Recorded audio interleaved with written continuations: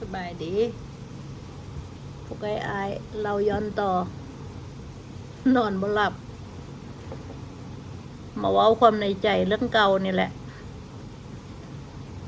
เราให้เป็นธรรมทานนำได้เคลียร์ใจนำมันติดอยู่ในหัวอก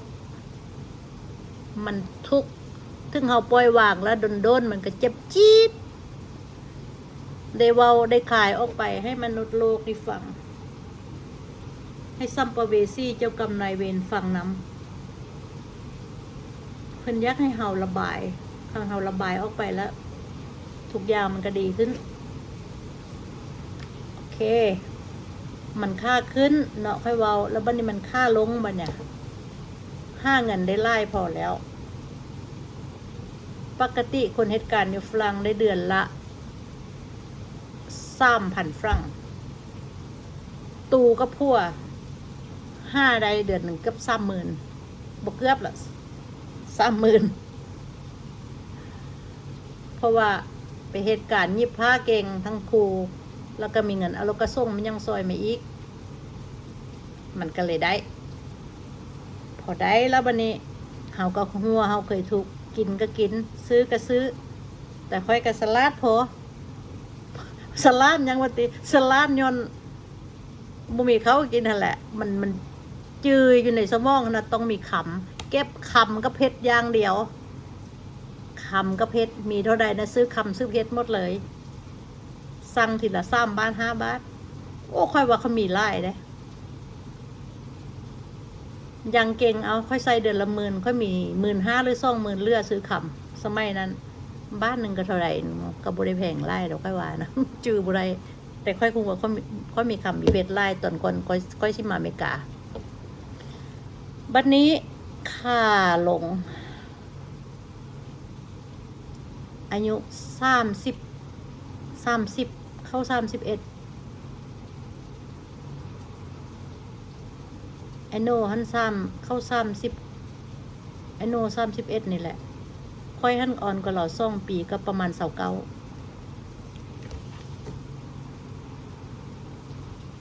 ค่อยเคยเล่าให้พวกเอ้ยฟังมาค่อยเป็นคนที่ว่ามีซิกเซนส์มันยังสิเกิดกับครอบครัวค่อยฮู้ก่อนมาในฝันค่อยบ่แม่นผู้วิเศษเด้อบ่แม่นผู้วิเศษแต่ย้อนว่าค่อยเป็นคนซื่อสัตย์บ่จิตใจบริสุทธิ์บ่จึงซื่อเทวดาเพิ่นจึงซื่อกับค่อยได้ค่อยฮู้ตรงนั้นบอกเอ้ยก่อนไอ้โน่สิป่วยบัดนี้คืนนึงนอนอยู่บ้านค่อยย้ายมาอยู่รูแบแต่ก่อนค่อยอยู่เมืองลิ่นตอนก่อนเจงฮานนั่นน่ะบัดเฮ็ดเวียกใดค่อยย้ายมาอยู่เมืองรูแบชีวิตดีขึ้นมาอยู่อพาร์ตเมนต์นั่นน่ะเงินทองได้คืนนึงค่อยนอนอยู่ในห้องเจ้าก็ฮู้ว่าคนลาวเฮาเนาะเขาเจ้ามักนอนอยู่ห้องสลงนอนนั่นน่ะอยู่โซฟานะห้องสลงเบิ่งเตเลแล้วก็นอนหลับเบิ่งเตเลกับทีวีเนาะแล้วก็นอนหลับค่อยก็นอนกับลูกอยู่ในห้องพุ่นล่ะฟันมันเนี่ยกลางคืนมานะฟันเฮ็ดล่วงตาถ้ามันล่วงตามันพอประตูเพิ่นไปบวชเป็นพระ10 กว่าปีก่อนเพิ่นเสียเพิ่นก็เป็นอพยพข้ามมาอยู่เมืองบ้านหนองผือเพิ่นเอิ้นบ้านหนองผืออำเภอทะเลจังหวัดเลยเพิ่นข้ามมาอยู่หั่นเพิ่นมาบวชเป็นพระอยู่หั่นก็เป็น10 ปีแหละเพิ่นเสียเนาะบัดนี้ค่อยฝันเห็นหลวงตาหลวงตาดีกว่าเนาะประตูน่ะหลวงตาหมากับหมู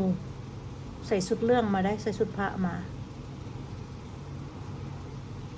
ไหนฟันหั่นนะค่อยเห็นไอโน่นอนอยู่ไอโน่นี่เป็นพวกค่อยเด้อกาสิโนค่อยเอิ้นเหรอไอโน่ไอกาสิโนหั่นน่ะเรานอนอยู่โซฟาฟันเฮ็ดหลวงตาน่ะมานั่งทับล่างเราหมากับหมูในฟันนะค่อยถามมาเอาประตูว่าซั่นหลวงตาก็บ่เป็นละตูหั่นน่ะเด็กน้อยอิสลามแต่ก่อนนั่นน่ะพอ เกิดมาลูกอิสลาม 100% เลยพวกเจ้าค่อยห้ากับเขาศาสนาพุทธได้ประมาณตอนเป็นโควิดเราค่อยเล่าให้ฟังว่าเหตุผลยังมาเป็น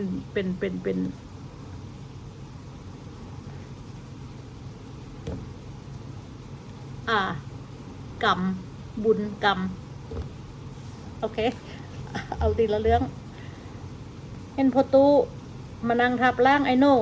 บันนี้ก็เลยถามว่าพ่อตู้ไปนั่งทับล่างเราเห็นหยังไปนั่งทับหน้าอกเราพอดีเลยพ่อตู้จังหน่อยไอโน่ให้ใจบ่ได้ได้พ่อตู้ว่าจังใดเฮาบ่ยักทับเพิ่นว่าจังซี่แหละ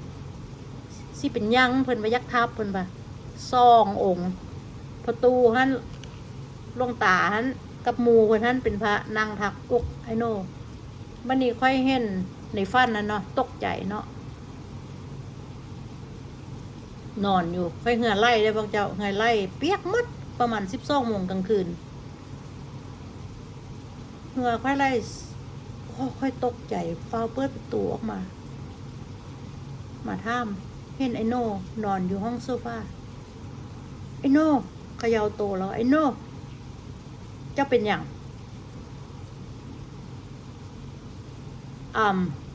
เราบอกว่าไอ้โบฮูเป็นอย่างแต่เหงื่อเราไล่เต็มโตนะเราว่าไอ้สงสัยมีไข้เราว่าไอ้รู้สึกบ่สบายเจ็บหูเพิ่นว่าเจ็บหัวข้างขวานี่หนาบ่ซั่นอ้าวแม่นว่าเป็นมันยังบ่สบายเจ้าคือดีๆอยู่นะมื้อนี้นะมาเนาะ5 ก็12 โมงกลางคืนไอ้บ่ฮู้ว่าซั่นก็เลยว่าเอายาแก้ไข้แม่งให้เรากินเนาะเราว่าซั่นมื้ออื่นไอ้สิไปหาหมอไปหา specialist เด้อไปให้เขากวดเบิ่งเป็นยังไอ้คือมันเจ็บหูแท้ว่าซั่นบ่เคยเป็นมาก่อนนะแต่คันสิเว้าไอ้โน่น่ะสูบยานะสูบหลายสูบเป็น2พุ่นล่ะเหล้าก็กินยาก็สูบพี่น้องบ่เป็นนะคือสิแป๊กอยู่เนาะ ดีแล้วค่อยบ่ได้เป็นค่อย second hand smoke เราพอเราบอกว่าสิไปหา specialist มื้ออื่นค่อยว่าโอเคค่อยก็กลับไปนอนต่อบัดแล้วล่ะไปหาหมอแล้วเขาก็เอาเนื้อเยื่อในหูนะไปกวดพวกเจ้าอยู่ลาโบราตอรี่ประมาณอาทิตย์นึงแหละเขาส่งมาเขาบอกว่าเราเป็นตูเมอร์ภาษาฝรั่งตูเมอร์เนาะภาษาอังกฤษทูเมอร์skin cancer นะบ่แม่น cancer แต่มันเป็นทูเมอร์อยู่นี่อยู่คอนี่มักดันนี่นะมันไข่มันนี่หมอบอกเราหมอว่าเป็นอันนี้นะต้องได้ไปใส่แสงรังสีได้หญิงแสงเลเซอร์ใส่นะผมกระสิลนแก้วกระสิลนเหมือนกันเรามาว่าให้ฟังเนาะพากันหัวได้พวกเจ้าค่อยกับหัวค่อยบริเคยยินคำว่าแคนเซอร์เนาะบนเพราะว่าหล่อไอโน่5 ก็อายุ31เข้า32เนาะแข็งแหงเราบ่ได้อ้วนแข็งแหงกล้ามเป็นมัดๆเราก็มักตีมวยค่อยก็หัวแล้วค่อยบอกนักเตอร์เว้าเล่ค่อยว่าสิเป็นได้จังได๋คนแข็งแหงบ่เจ็บบ่ป่วยบ่เคยเห็นเจ้าเจ็บจะป่วยยังจักเทื่อว่าสิแหละก็บ่ฮู้เด้ล่ะว่าหมอก็บอกว่าเนี่ยเขานัดจักหน่อยสิไปใส่หญิงแสงเลเซอร์นะใส่ว่าซั่น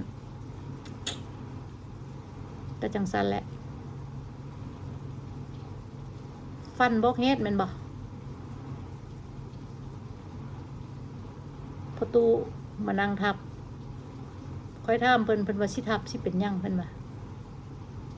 สมัยนั้นค่อยเป็นยังเป็นเด็กน้อยอิสลามค่อยบ่ได้ฮู้ว่าต้องเฮ็ดบุญสะเดาะเคราะห์ถวายพระไตรมันยังค่อยบ่ฮู้พวกเจ้าจนเฒ่ามาแล้ว8 ปีนี้ฮะก็เข้าใจว่าคันฟันจังซั่นนะมันมีวิธีแก้กรรมได้คือเจ้ากรรมนายเวรมานะเพิ่นก็ให้เห็นฮอดใส่ผ้าเรื่องมาแต่ค่อยก็แปลความบ่ได้ย้อนค่อยบ่ฮู้เนาะ คันไม่ค่อยฮู้คือทุกมือนี่นะก็ที่ต่ออายุเราได้อย่างน้อยก็ไล่ปีเติบนะคันต่อแต่ละเทื่อนะมันก็ได้เป็นปีได้คือที่ค่อยฮู้มานี่ผู้ใดอายุ70ขึ้นไปนะเพิ่นต้องถวายพระไตรกับหัวหมูให้1หัวเอาหัวหมูไปแทนหัวคนที่ค่อยเห็นอยู่ทุกมือนี่เฮ็ดมาแล้วก็เห็นพ้นนะที่ค่อยมาฮู้ทุกมือนี่คันค่อยฮู้สมัยนั้นค่อยก็เฮ็ดแล้วค่อยบ่ฮู้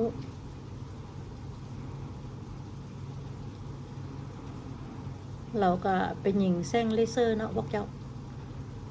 คือเขาจะว่าแหละ15มือเป็นหญิงอยู่หงหม้อ15มือออกมาบ้าน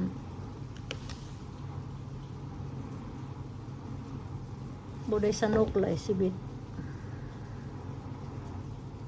ขึ้นสวรรค์บึดเดียวนรกมายามตู่แล้ว กราฟมันลงมันขึ้นหาเงินได้สูงสุดซื้อเพชรซื้อคำสารพัดสั่งทีละ3 บาท5 บาทปั่นบาเลน บ้านมันค่าลงได้ปะเนี่ยพวกเจ้าโฮบนยามลงเนี่ยเอาไม่ยังตานไว้กับอยู่ยามขึ้นคือกันไม่ยังกระตานบ่อยู่ชีวิต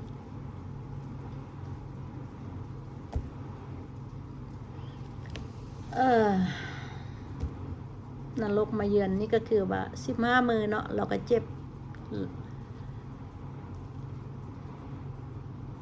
ไปยิงแซงเลเซอร์มาทีใดฮะนะกินข้าวบ่ได้บอกเจ้าสมัยนั้นมันก็เป็นใหม่ๆเนาะแล้วทีนี้เครื่องมาชีนเข้านะก็ยิงแหงไปบ่ยิงคอยไปบ่เฮาก็บ่สามารถเว้าได้บ่ฮู้ได้เฮาความรู้ก็บ่มีเว้าภาษาฝรั่งก็ได้อยู่แต่ว่าก็บ่ได้แม่นเรื่องฮู้เรื่องหมดเรื่องหม้อคือเด็กน้อยทุกมื้อนี่เด็กน้อยทุกมื้อนี่ลูกเต้าลูกหลานเป็นหม้อโตล้านของค่อยเองก็เป็นหม้อทุกมื้อนี่ก็เรียนจบแล้วเป็นหม้อสมัยรุ่นแม่ตูรุ่นค่อยนี่นะ พอเว้าได้บ่ได้เป็นฮู้เก่งขนาดนั้นเขาเป็นหญิงแซงเลเซอร์กินข้าวบ่ได้ออกมา15มื้ออยู่ห้องหมอ15มื้อมาบ้าน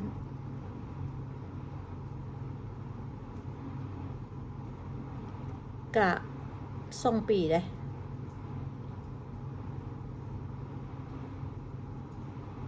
นรกมาเยี่ยมตูวะนี่นะ ตูสบายมาบึดเดียวนึงนรกมาเยี่ยมตูอีกละเกิดมาสร้างบารมีฮักเข้าใจมาคนเฮาสิมาสร้างบุญนะต้องเจออุปสรรคหลาย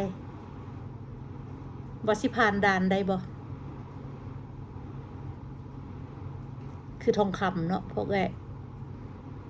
ก่อนสิมาล้อมเป็นทองคำนะไฟไหม้ตั้งเท่าใดไม่เอาสิ่งบ่ดีออกไม่เอาขี้กากขี้แฮธาตุไม่ยังดีๆออกนะสิเป็น pure 99% สิเป็น 24K เผาแล้วก็เผาอีกเผาแล้วเผาอีกจนเหลือนิดน้อยเท่าคิดตะแมวคนเฮาเกิดมาสร้างบารมีเจ้ากรรมนายเวรก็หวดให้มันพอทั้งเตะทั้งตีทั้งศกทั้งต่อยนะตูนะโดนเขาเจ้ากระทืบ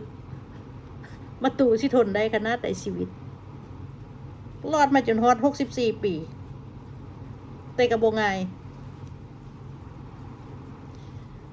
วิดีโอ14-15 นาทีอีกละเดี๋ยวค่อยสิเว้าภาค2ที่เราไปทรีทเมนต์เนาะไปยิงแซงเลเซอร์ทรีทเมนต์